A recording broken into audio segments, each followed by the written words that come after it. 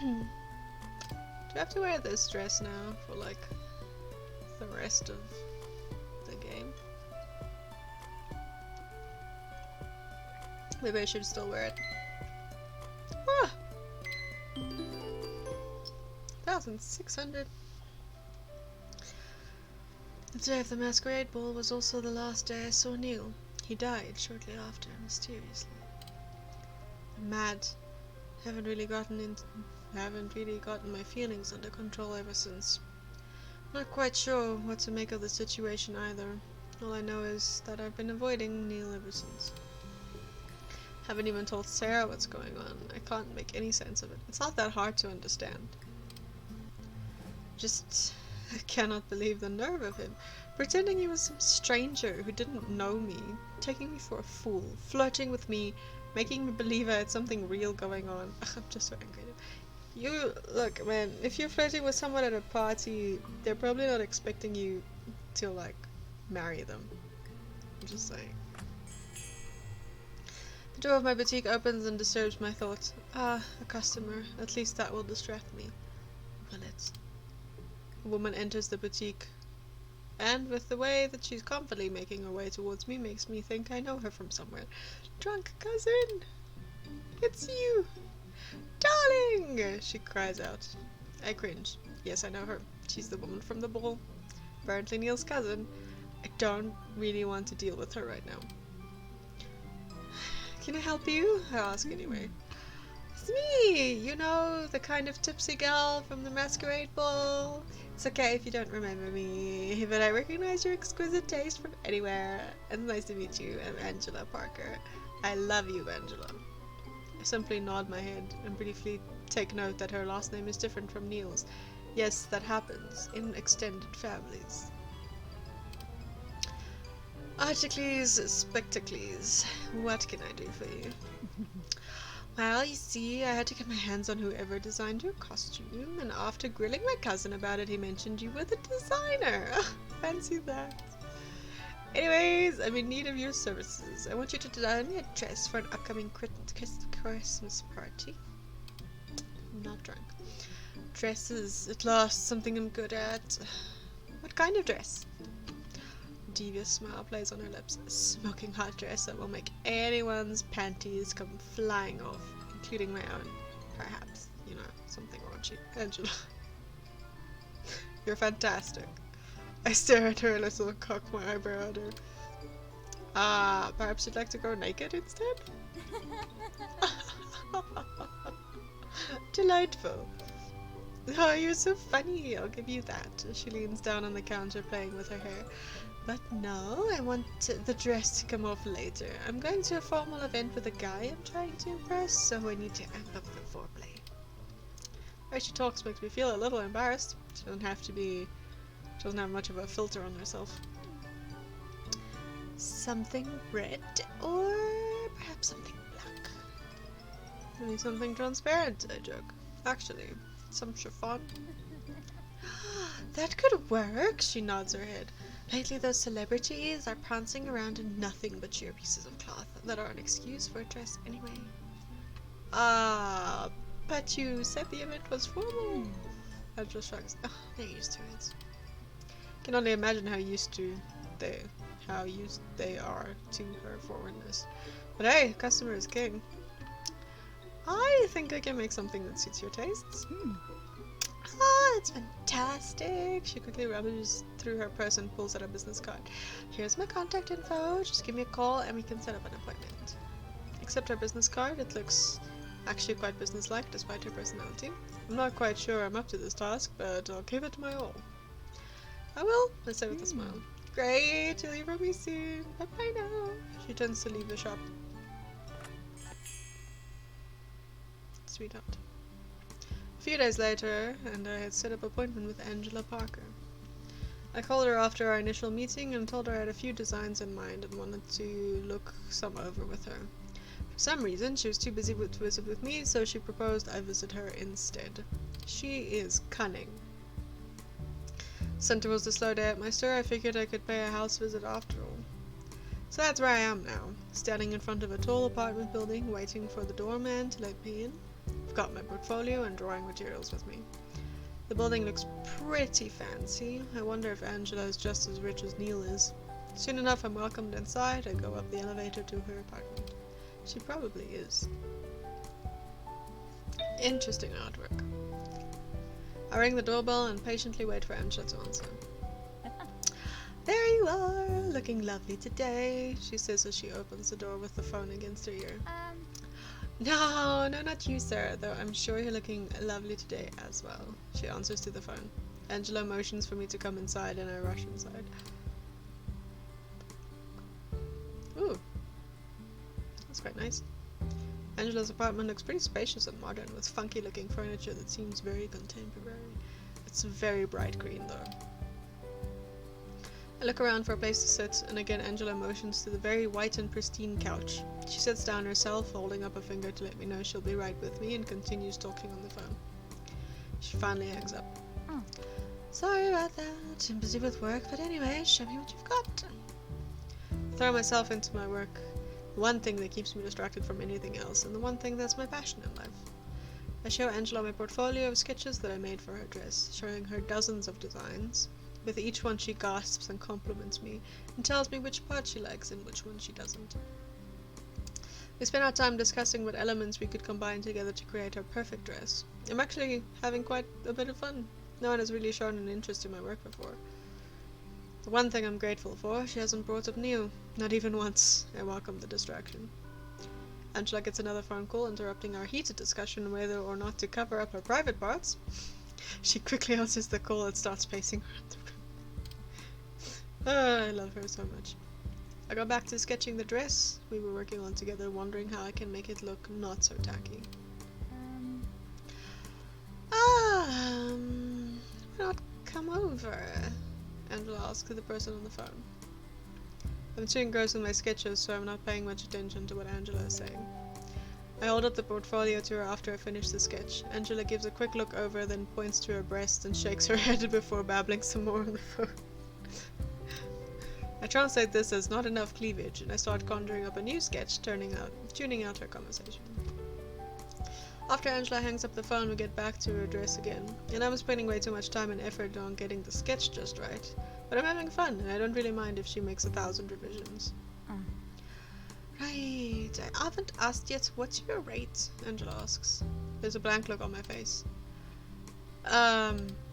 I've always found it rude to tell people how much I charge, especially when each dress was unique and had a different price. Couldn't really answer her question. Well, doesn't matter. Name your price. I'll gladly pay for all of your effort. You're doing such a wonderful job so far. I suddenly feel coy and smile. Thank you. Angela, love you. Her phone starts ringing again and Angela throws her hands up in the air and quickly answers it, but not before excusing herself. She walks out of the living room. Shame. I take a little break, wanting to have Angela's opinion before I work any further. I simply look around the room. There's a few photographs hung on the wall, and I make my way over to examine them. Mostly a picture of Angela in different attire from famous looking places such as the pyramids of Egypt, the Eiffel Tower, a bunch of other famous landmarks. She's travelled quite a bit. There aren't really any family pictures though. I wonder why. And then I spot one that has Angela in it when she was a teenager and a young looking Neil. I feel my face flush red as I suddenly remember that night at the masquerade again, as if it hasn't haunted my dreams. I avert my eyes from embarrassment. Angela walks back into the room. I do apologize for being so busy at the moment. People just can't get enough of me. Your pictures are beautiful, I say with a smile. Do you always travel alone? I only see you in the pictures. Angela smiles, falters. She gives me a faint half smile instead. Mostly yes. Not on good terms with the family and all, but that's a story for another time. Now where were we? We get back to work and we manage to get a little bit more of the design done. Then the doorbell rings. Angela leaves the room to answer and I'm back to pouring my ideas into my sketches. Couldn't it wait? I hear someone say from the hallway. No, it couldn't. You have to see this. I've been dying to show you. I hear Angela respond. They walk into the room and I look up from my portfolio to greet them. Ha! Neil immediately averts his eyes. He's still sporting that black hair of his that's so unfamiliar on him, but his face is all too similar to me, despite looking paler than normal. What's she doing here? Excuse me, what are you doing here? Angela knocks him over the head. Be nice, young man. I'll have you know I've commissioned her to make me a dress. Yes, but why is she here? Angela sits down next to me on the couch. I am too busy to leave, so I invited her over. Greet him politely. Hello. I don't want to make a bad impression on my new client.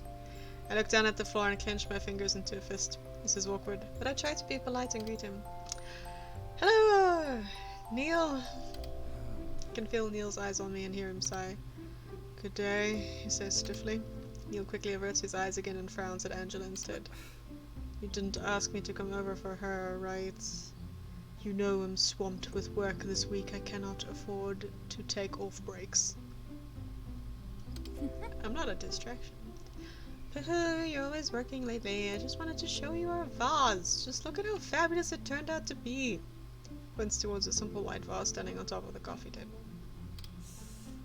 Neil sighs loudly, covering his face with his hand to show his disappointment. Angela just Snapchat. I sit there quietly, seething in my anger, clenching my fists around the pencil case. I need to go. I can't stand being around him any longer. Angela, I'm leaving, I tell her. I scoop up all materials and close my portfolio. Sweetheart, no! You don't need to go if this baboon is bothering you. Baboon? Neil interjects. I'll let you know when I've come up with a suitable design. I quickly stand up and I walk away from both of them, refusing to look at Neil any longer. I can hear them yell at each other when I finally leave. Yeah, that's just a vase. That's not that interesting. Okay, take all my money. For what? It's been about a month since I started working on Angela's dress. She needs it to next month for Christmas, so I've been working extra hard.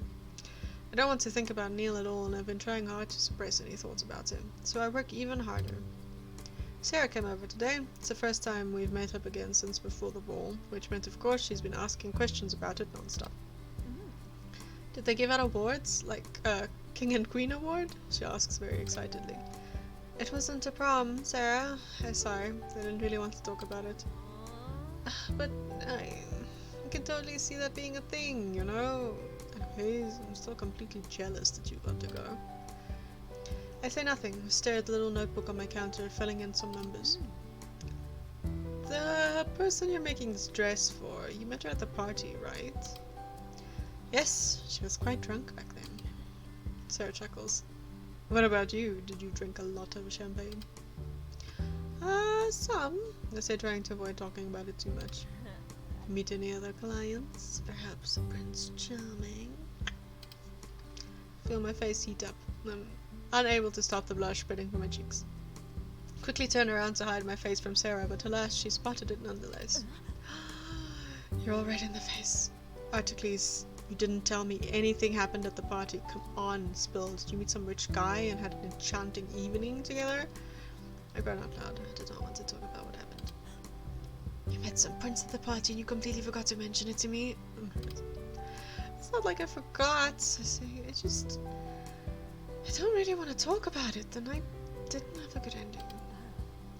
Sarah, she looks worried. What happened? Did something bad happen? Do I have to kill someone for you? Bad? I don't know what to call it. All I know is that my feelings are a mess and it's all Neil's fault. You didn't get molested, right? Sarah sounds really serious all of a sudden. What? No! I shriek. No, nothing like that. Though I guess it did feel a little similar to hey. No. Had I known it was Neil, I definitely would never have gone along with it. I never would have kissed him. Wouldn't you, though? You were kind of... yeah, I'm still so confused. Good. Sarah says in relief. Don't scare me like that. You don't have to worry about that. I'm just a bit overwhelmed at the moment. I just need some time to process it. Sure thing. My phone vibrates, a welcome distraction from our conversation. I answer the phone. Ghost hunters, how may I help you? Articles! I have to ask you a big favor right now. So Angela, she sounds distressed. What is it? I ask, a little bit concerned now. She can't select the commission. Neil, he's in the hospital. Not like how he works there. Doesn't he work at the hospital? I said as a matter of fact. Not with this kind of music, Articles. I don't know what happened. They say he collapsed. His parents are out of town, so he's got no one to take care of him. I'm in Italy at the moment, and I can't visit him either. Lovely little country, by the way. I've got wine to die for. Is he okay? I ask softly. As much as I don't want to admit this, the news fills me with dread, especially with this music. What? You have to get there now, please. He's got no one else. He's in room 201 West Wing or something. Oh, be sure to dress up nice, sweetheart, if you want to bedazzle him. You'll be the first one he sees. Angela, you mean well, but sure. I'm not quite sure what to say. It's always hard to get a word in when Angela starts talking, but it's also hard to tell her no. Oh, and knock him in the head for me, thanks. Bye-bye, darling. She hangs up. Angela, I love you. I stand there feeling empty for a few seconds. Neil's in the hospital. Who was it? Sarah asks after noticing my grim expression. Suddenly I feel compelled to leave. I'm worried, but at the same time I want nothing to do with it. And yet I've got this need to see him. Oh, that was my cat, sorry. My emotions are in such turmoil. Why did Angela have to call me? I'm sorry, Sarah, something came up. I need to leave. Can you close up shop for me? Yeah, sure. Sarah nods her head at me. She has keys. I hurry and walk out of the store, and then I race towards the hospital. Luckily, it's walking distance. Ugh, I forgot how bright it is. My heart is thumping loudly when I arrive at the hospital. I ask the front desk where he's being held, and they give me a room number. At least he isn't in the ER or something. Well, she said 201. You could have just walked there. There's this hard to swallow feeling stuck in my throat, and my adrenaline is rushing through my veins as I make my way through the maze of hospital rooms. Room 212, that's the wrong one. Shaking just a tiny bit, I open the door to his room. It's empty. I look at the hospital bed. It's empty. I start to freak out. Where did he go? Did they take him away? Is Neil okay? Did I get the wrong room? You did get the wrong room. Someone's in the bathroom? It scared the hell out of me. I was just about to have a heart attack. The bathroom doors open up. Out walks Neil wearing his usual clothes. Oh. He looks surprised to see me. He looks absolutely fine. I stand there rooted to the ground. I want to yell at him. I want to embrace him. I want to hit him, yet kiss him. I've never had such conflicting emotions before. Angela told me he'd collapsed, but he's up and walking about. In fact, he seems quite healthy. I mean, he doesn't know what's going on, so I don't want to yell at him. Are you okay? I ask. I feel myself tremble a little. He looks away from me. Alright. There's an awkward silence between us. The tension in the air is thick and hard to swallow. Neil is fine, and yet I raced out here like an idiot to see how he was. And we're getting it so hard right now. I was worried, I say softly. Neil clicks his tongue. Don't be. I didn't ask you to. Why are you here? Angela called me. She told me you collapsed. That conniving little, Neil mutters. He sighs deeply. Look, I'm fine. Obviously not, I bite back. I simply haven't had the recommended amount of sleep for the past 3 days, so my body shut down. That's all there is to it. I work too much. Oh, you know what that is? You can recognize burnout, but you cannot know what a nosebleed is. To cover up how worried I was feeling, I huff and place my hands on my hips. Don't your parents own the hospital? Can't they simply give you a few days off to rest? Neil's eyes flash with anger. Don't talk like you know anything about me or my family. I know. You're a giant douche. I bite back my words. I want to yell at him and say, it's because you never tell me anything about yourself. But then I remember how you made a fool out of me, and the feelings of betrayal bubble up inside of me once more. No one can let anything go. Coming from me. That's bad, guys. I don't let anything go. Well, sorry for not knowing anything about your family situation. I can't seem to hold back my tongue. I only know how you like to insult me and make a fool out of me. Even now, I rushed out like a fool to see if you were okay. Neil stays quiet for a while. He's looking at me and I stare back at him, ready for a fight. His face contorts into a bunch of different emotions. It's hard to read him. He eventually looks down towards the floor. Why did you come? He asks softly. I want to answer, because Angela told me, but we both know that wouldn't be the truth.